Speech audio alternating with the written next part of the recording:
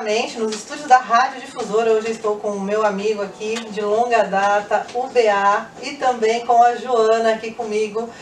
Ontem aconteceu uma manifestação pacífica na loja do Carrefour em Jundiaí, né? Isso virou notícia, foi amplamente aí divulgado nas redes, e há sempre aquele embate, né? Dizendo que o que aconteceu com o Beto não foi um crime de racismo. Mais uma vez, vem todo aquele discurso para deslegitimar a vítima.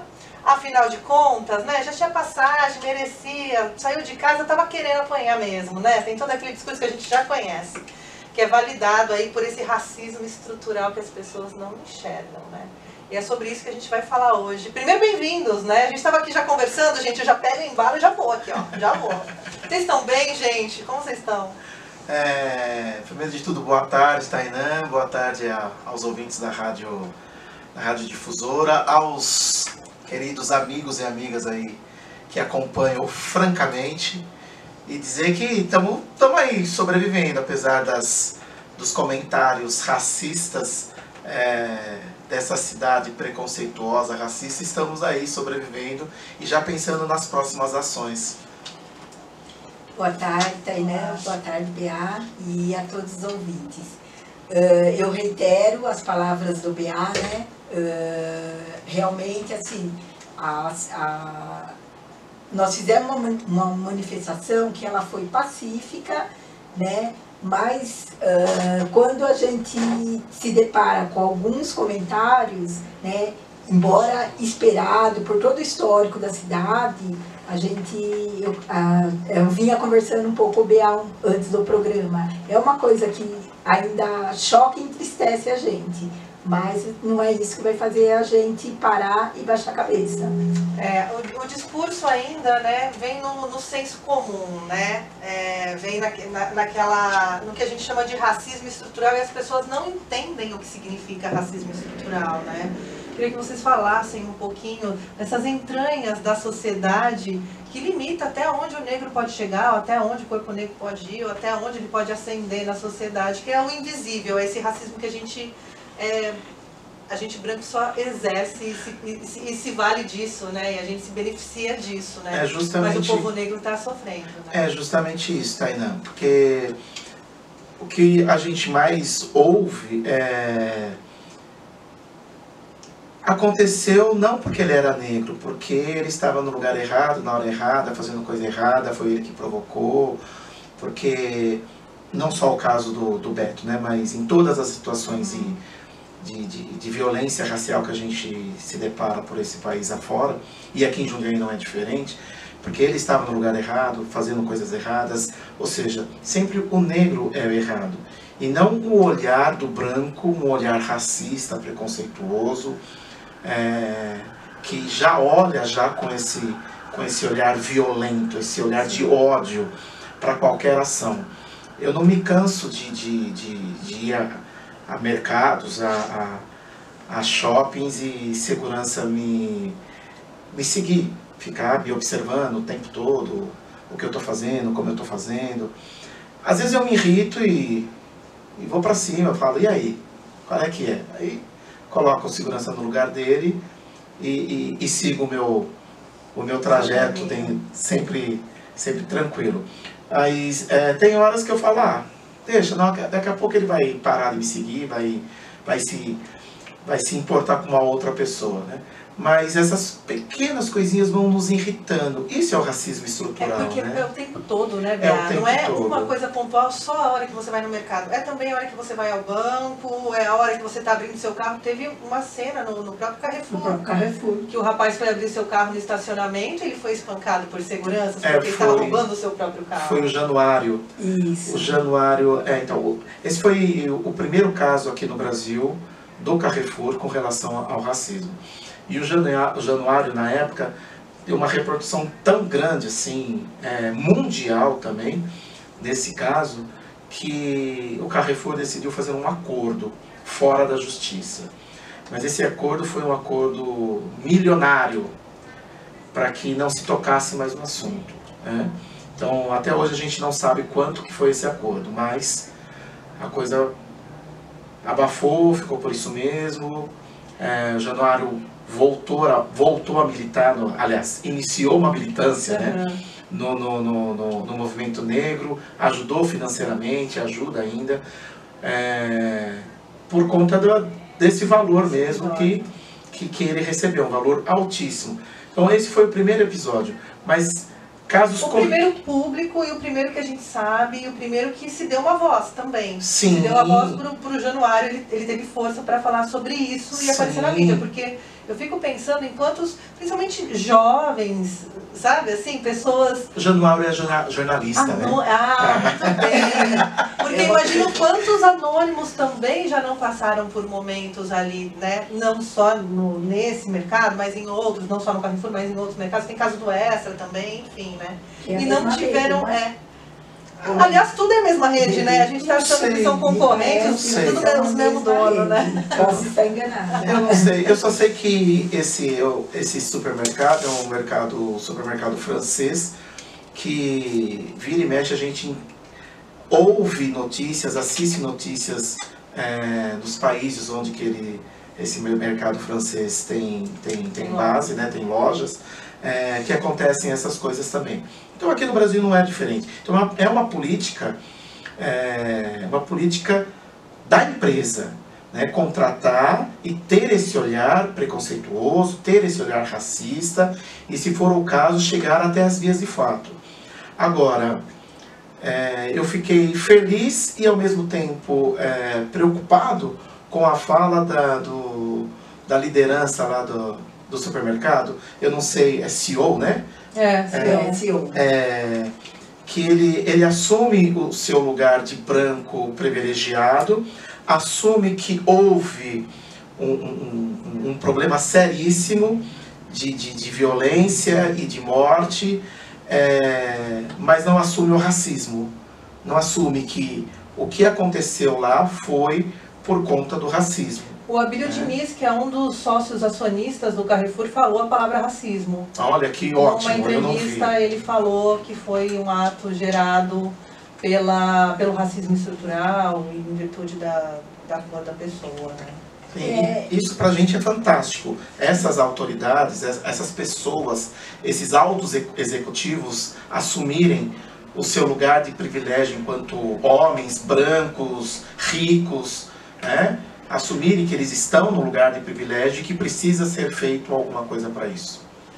Não, o que eu gostaria de complementar é que quando a gente fala do racismo estrutural, e aí pegando um pouco do caso do Januário, uma das perguntas que a gente faz, esses seguranças, o que eles conheciam se não é racismo, né?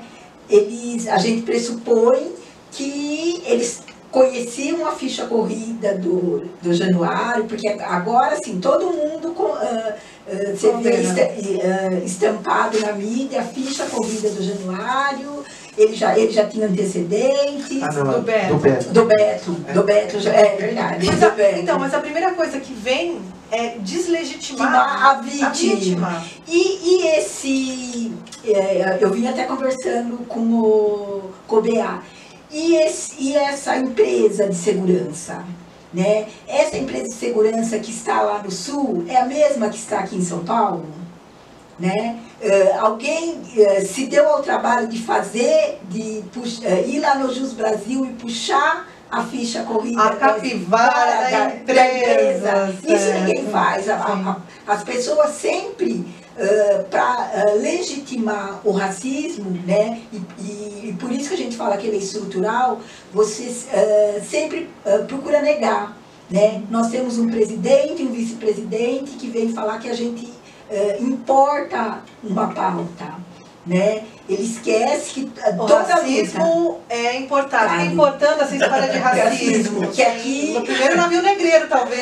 Pois é, né?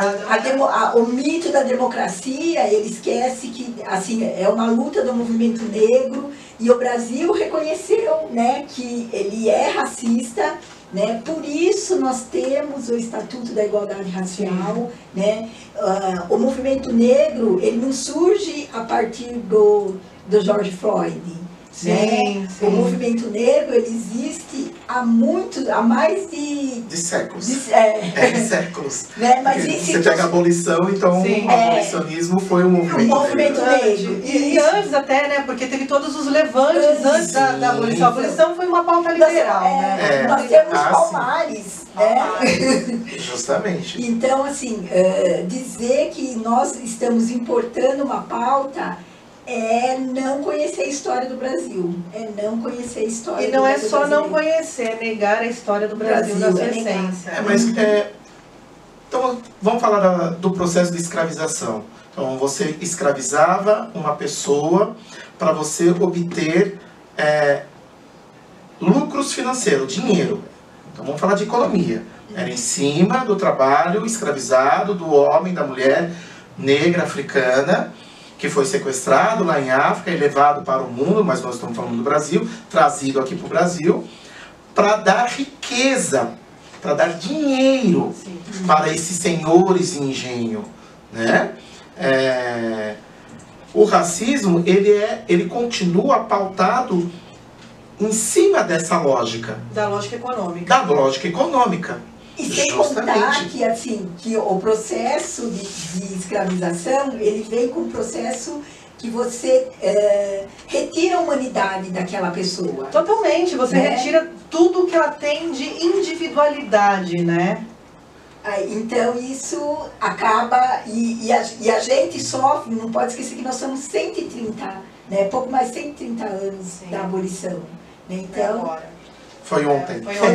Foi ontem. Uma coisa que a gente percebe nos discursos aí, tanto da presidência da República, né, tanto quanto do vice, é a negação do racismo no Brasil. Há um mito da democracia racial nesse país, instituído quando ali na ditadura, né? Tem muitas questões voltadas ao movimento negro durante a ditadura que elas não são contadas, histórias que não são contadas ainda, né? Justamente. As participações aí tanto do movimento negro quanto o movimento indígena que também compuseram aí, né, essa luta pela democracia durante a ditadura militar no país. Esse discurso que eles estão fazendo hoje é o mesmo discurso que se usou depois do golpe de 64, né? E onde depois de 70 se tira a cor do IBGE, então você não sabe se é negro, se é branco, se é pardo, quem está ascendendo na sociedade, quem não está, né? Porque assim, se você parar de falar do racismo, ele desaparece, não é mesmo? Na cabeça dele, sim. Mas nós estamos falando de apenas pela história. A história é contada de 100 em 100 anos. Vamos falar de como é que funciona a contagem da história. Com tecnologia agora no Stories, no dia a dia ali, ó. Mas ela é contada de 100 em 100 anos. Nós estamos falando de apenas 132 anos pós-abolição. Sim. Nós estamos falando de pelo menos 4 golpes no Estado brasileiro. O último golpe é muito recente, sim, foi há 4 anos atrás. Sim, né? Sim. Que nós sofremos um golpe no governo federal, né? Inclusive, gente, antes que vocês comecem esses xingamentos lindos que vocês gostam, né? Quando se usa a palavra golpe para 2016, o próprio Temer veio na televisão e reafirmou que foi um golpe, né? Então a gente está inventando aqui, tá? Só para vocês saberem. Então, assim, o que eu quero dizer com isso é que a democracia nunca chegou para o povo pobre, preto, da periferia. Se não existe democracia no Brasil, de fato, imagine essa tal democracia racial que é dita por aí. Isso é uma grande balela, né? É só você pegar os dados.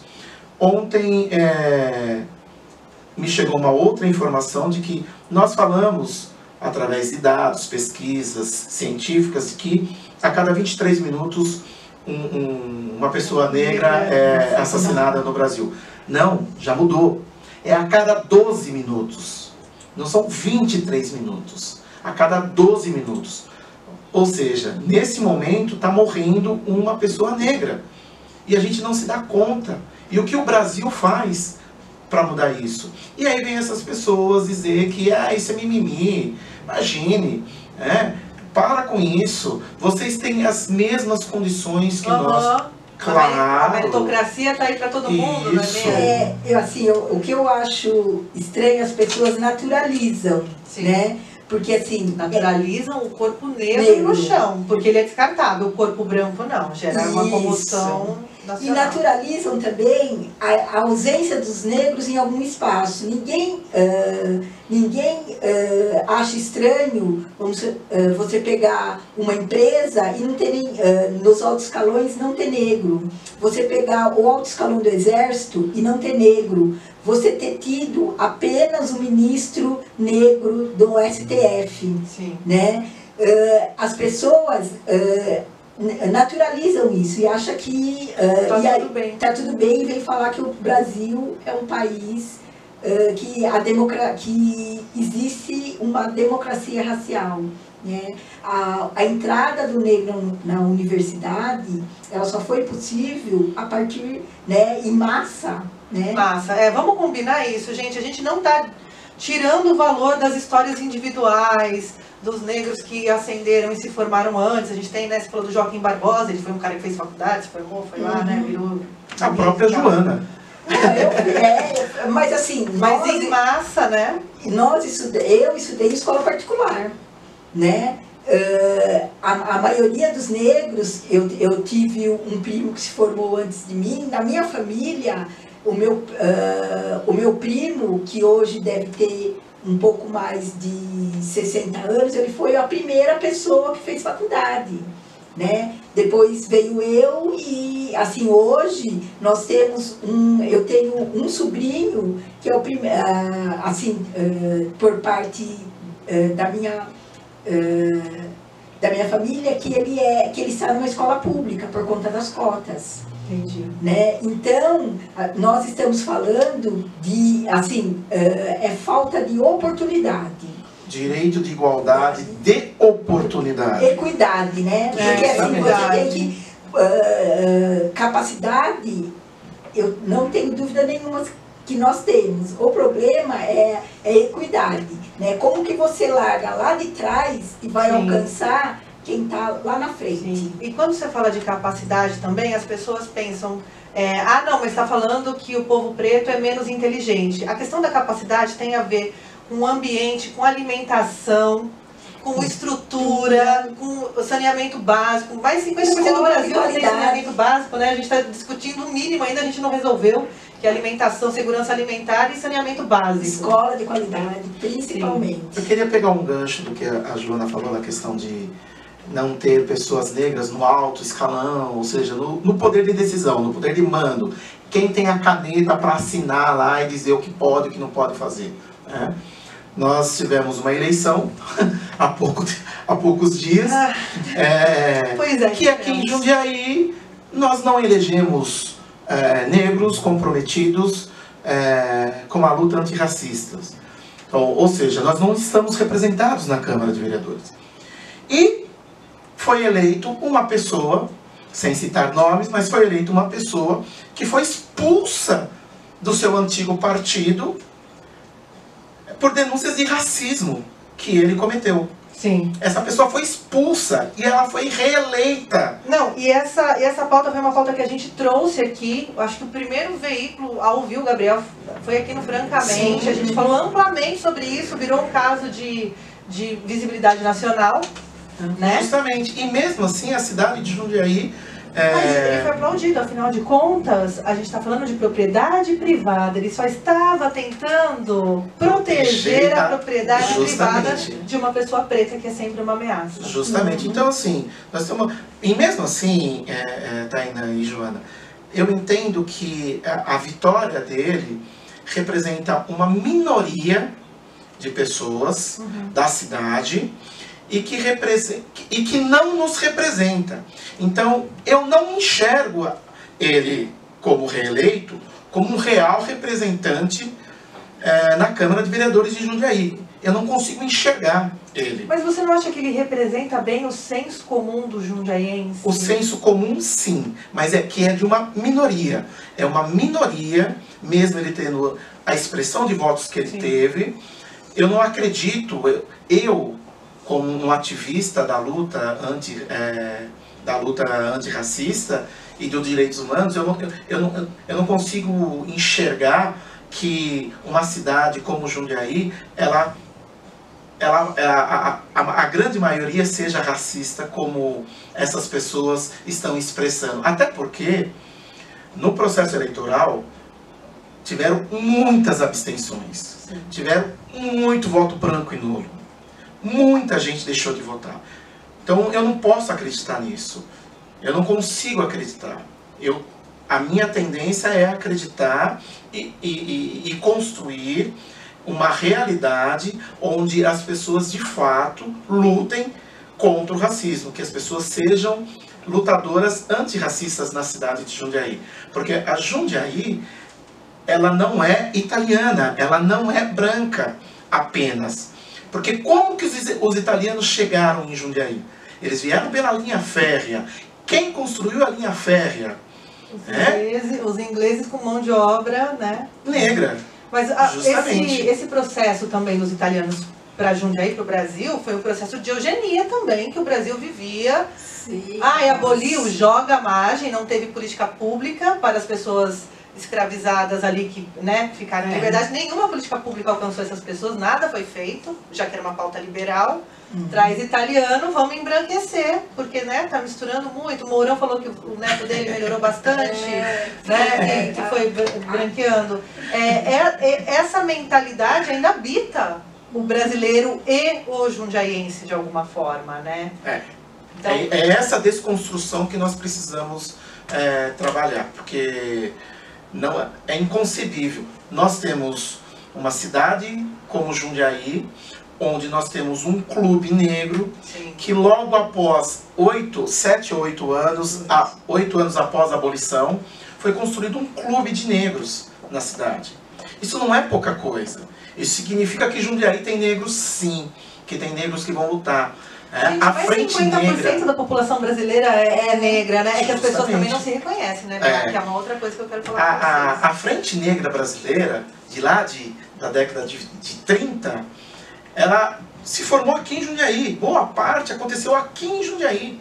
Então, Jundiaí é sim o berço de lutadoras e lutadores negros e negras. E ontem eu fiquei muito feliz em ver uma grande parcela da população não negra, ou seja, os brancos, lutando lado a lado com a gente no caso do Carrefour. Isso me deu um ar de esperança muito grande, porque nós não lutamos contra os brancos, nós lutamos contra os racistas. Nós lutamos para defender as nossas vidas. E nós queremos que o branco esteja do nosso lado, nos ajudando a construir uma sociedade sem ódio e sem racismo. É isso que nós queremos. Jamais nós fomos... Porque se o negro te falar assim, acabou, nós vamos lutar pelos nossos direitos, agora tudo acabado. Gente, é o que eu sempre falo, ainda bem que só quer a igualdade, não quer vingança. Justamente. Justamente. A gente estava falando aqui nos bastidores um pouquinho sobre as manifestações, né? Eu abri o programa falando da manifestação que aconteceu aqui em Jundiaí e tem acontecido em outros, em frente ou dentro ou na fogueira de outros supermercados por aqui, né, no estado de São Paulo, no Rio Grande do Sul. E aí me vem sempre aquela pergunta, que acho que é a pergunta mais repetida ali do Facebook, né? Até onde uma manifestação funciona?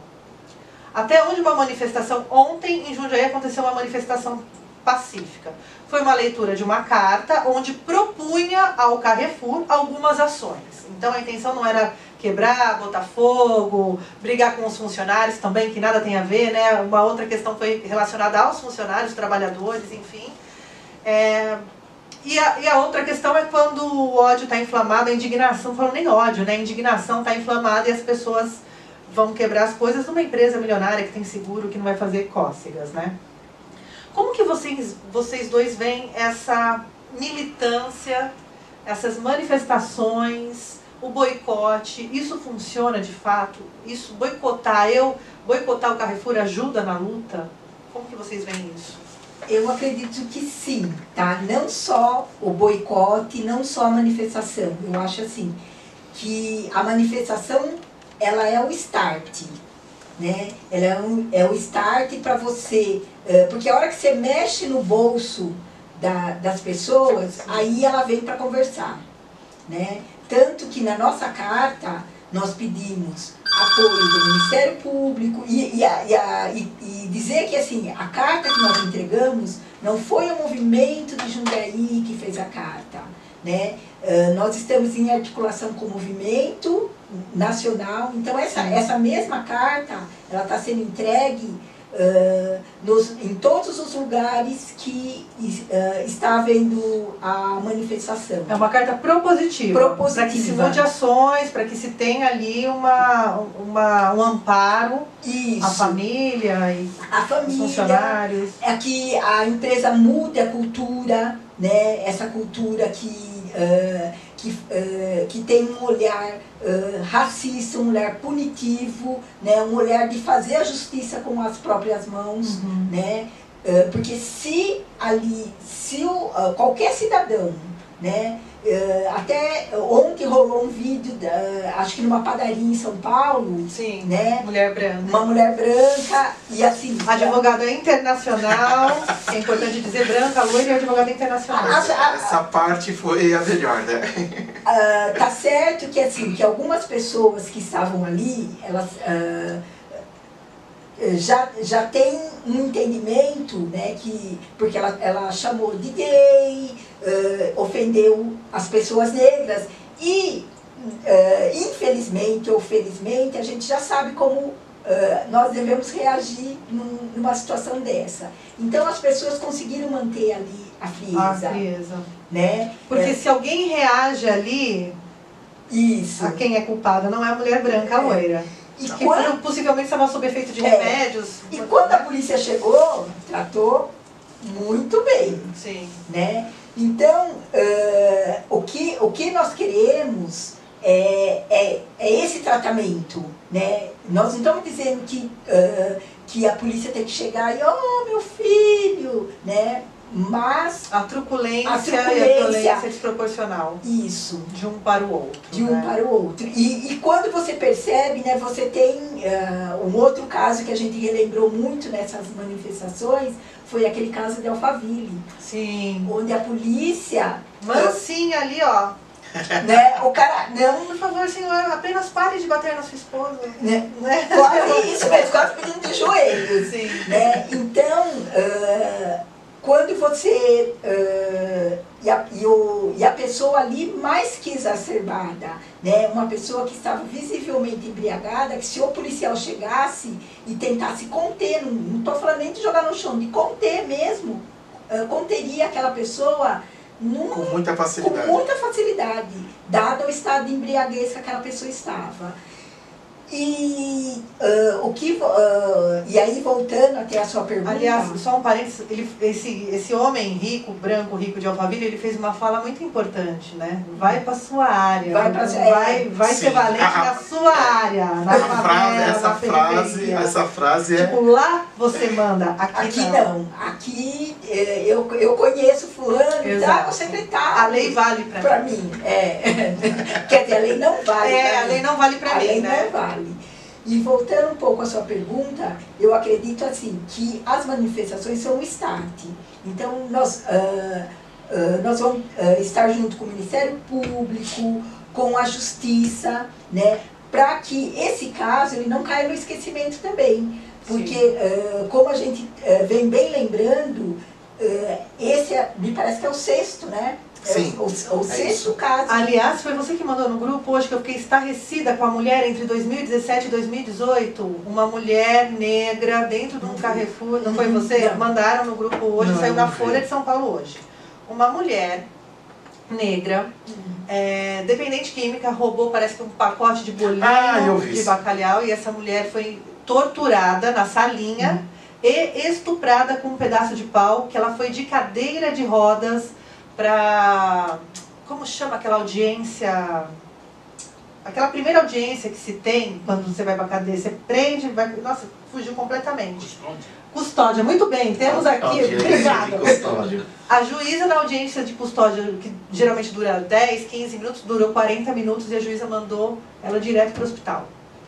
Porque ela estava muito machucada e não estava conseguindo andar. E aconteceu dentro de uma loja do Carrefour. Então, aí você... Mas ela era drogada, coitada, essa mulher mereceu, né? Mereceu, ela estava lá roubando. Mereceu ser humilhada, Estuprada, estuprada. Ela mereceu, porque ela é mulher, porque ela é negra e porque ela é dependente química. Então ela mereceu. Ela pediu, justamente. Então, continua, Joana, desculpa, só fiz esse parênteses. Não, eu acho que... Vão surgindo as coisas.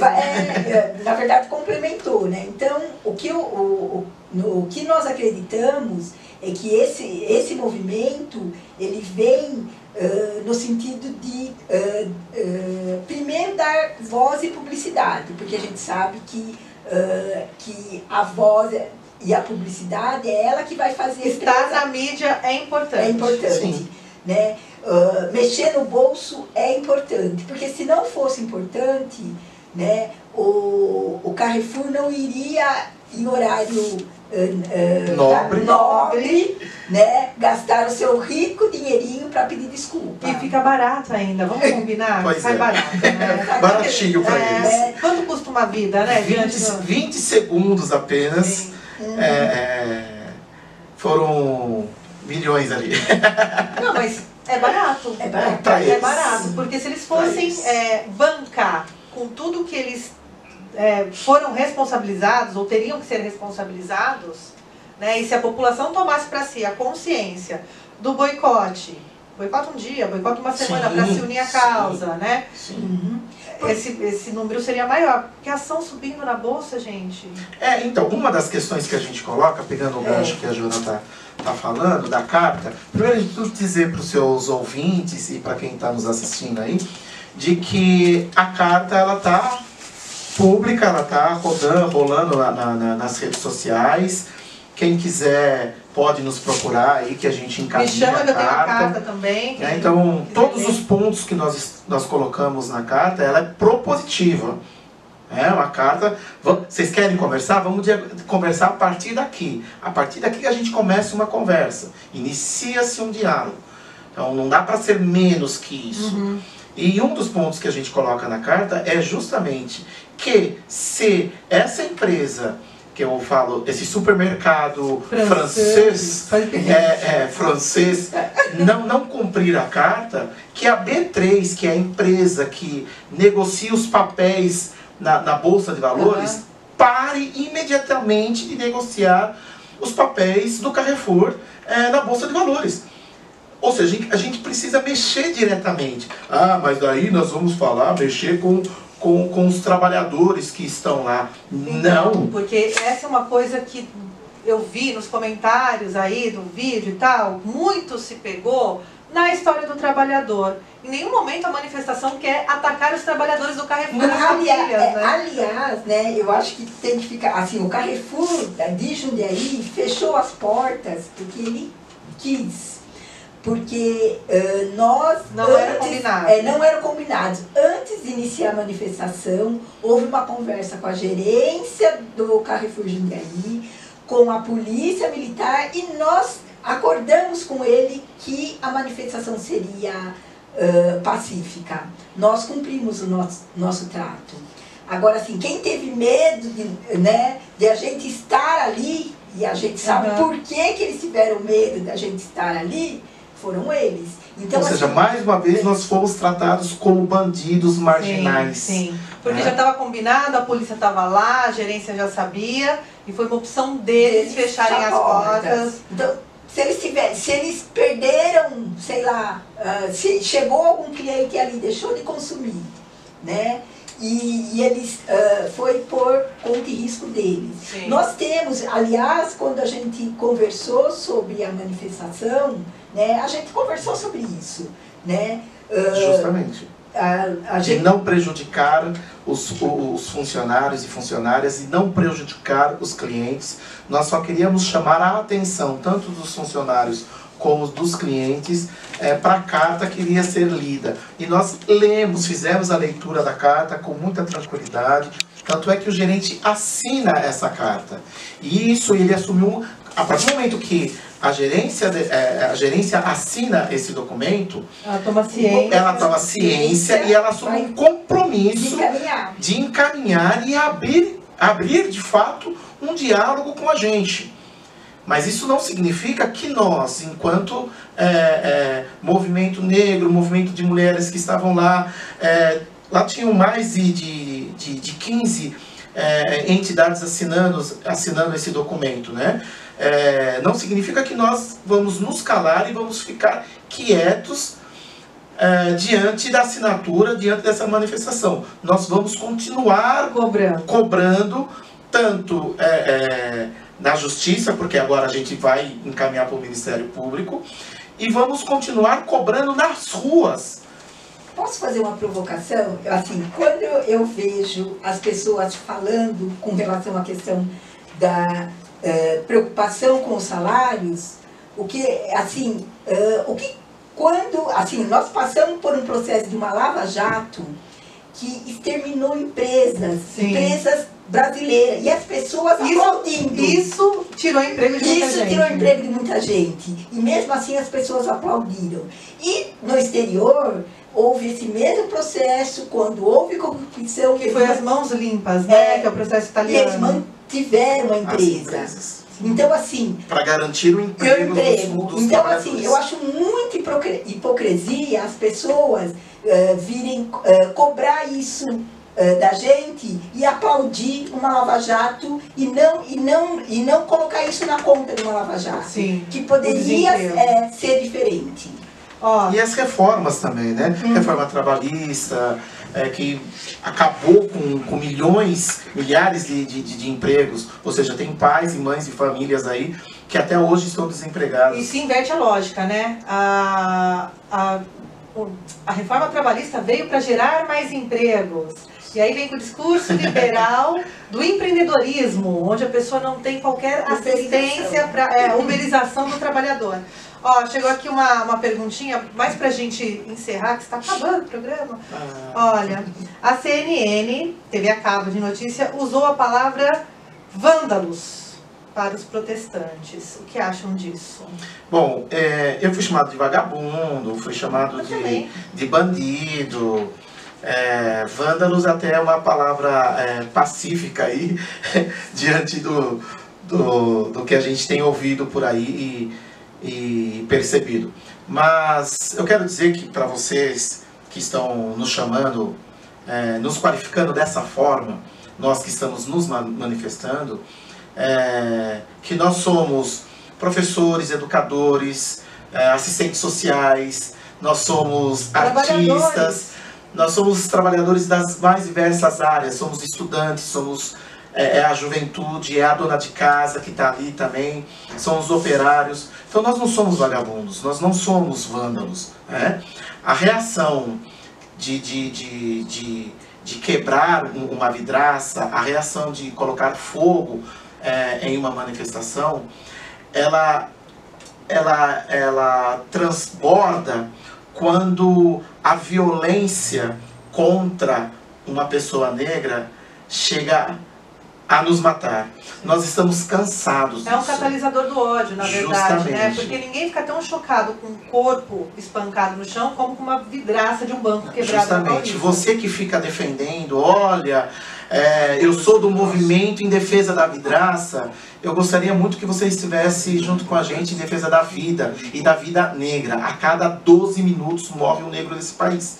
E o que você está fazendo para poder acabar com isso? Para construir uma sociedade sem ódio, sem racismo? Então, eu sou pelo diálogo, eu sou pela paz, eu sou pela conversa, eu sou pelo debate. Mas eu não vou condenar, muito menos julgar as pessoas que estão transbordando esse ódio através de quebrar uma vidraça que não vai custar nada. Gente, uma coisa é o ódio estrutural, né? É o ódio contra a pessoa negra, contra a ascensão dos negros na sociedade, e outra coisa é o ódio de indignação. Então aprendam a diferenciar esses dois momentos, né? A pessoa que está quebrando vidraça, em virtude dessa manifestação do ódio, é uma pessoa indignada. E quantas vidraças foram quebradas e quantas manifestações houveram? Então, assim, proporcionalmente, Sim. as manifestações, elas têm sido pacíficas Sim. ou elas têm sido de vandalismo, né? Como foi colocado. Então, eu acho que a maioria das pessoas que estão na rua, elas estão cobrando por justiça, elas estão lutando por justiça. Elas não estão ali para promover a arruaça. Nós não somos vagabundos, como o Bea falou. Ali, assim, somos todos trabalhadores. E quero dizer, para encerrar aqui, porque já está acabando o tempo, né? Dizer o seguinte, que o que está acontecendo no Brasil de sexta-feira para cá, né, do dia 20 para cá, não tem mais volta. Não tem mais volta. Nós vamos estar nas ruas, nós vamos estar nas câmaras municipais, nas assembleias legislativas, nós vamos estar nas prefeituras, nós vamos estar no governo estadual, no governo federal, cobrando ações, cobrando políticas públicas. Nós vamos estar nas empresas, cobrando que os empresários tomem o seu papel social.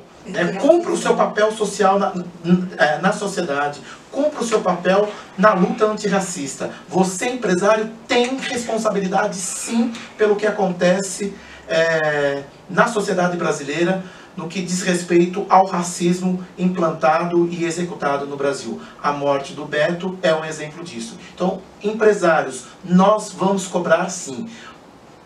Essa semana, aliás, ontem passaram para a gente o caso de uma escola particular aqui de Jundiaí. Nós vamos cobrar também essa escola que fez o racismo contra uma criança de 10 anos. E nós vamos sim cobrar providência dessa escola. Essa escola precisa ter políticas de ações afirmativas. Sim. Essa escola precisa implementar de uma vez por todas a Lei 10.639, que diz respeito ao ensino da história da África e afro-brasileira na grade curricular. E nós vamos cobrar dessa escola.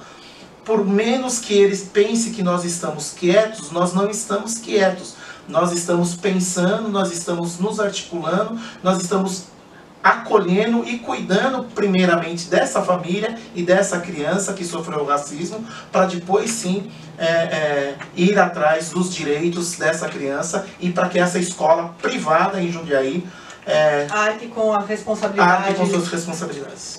Gente, ó, só quero dizer que não tem arrego. Contem comigo para tudo, contem com esse espaço, com esse programa. Eu sempre falo que esse é o primeiro de muitos. A Joana é a primeira vez que vem, mas o BA já é de casa aqui, né? Graças a Deus, então, tem esse espaço. Voltem sempre, a gente continua essa conversa. Obrigada mesmo e contem comigo para tudo. Combinado? A gente que agradece, um abraço aí para os seus ouvintes, para os seus seguidores aí do YouTube também. Programa Francamente é de fato um programa Francamente. Né? Eu também agradeço o espaço, tá? Eu acho que a abertura de espaço como esse permite com que a gente nos dê voz, né? Nos dá voz e faça as pessoas pensar, porque assim, eu entendo que o pensar o racismo, às vezes ele é doloroso, ele é incômodo, né? Mas nós, como disse o BA, nós não vamos parar. Muito bem, gente. Obrigada, Sonequinha. Obrigada. Temos um novo operador aqui, daqui a pouco também a gente vai falar com ele. César Aguiar. César Aguiar. Muito bem, nome de cantor. Muito bem, gente. Obrigado, gente. Beijo. Bebam água e tchau. Francamente, com Tainã Franco.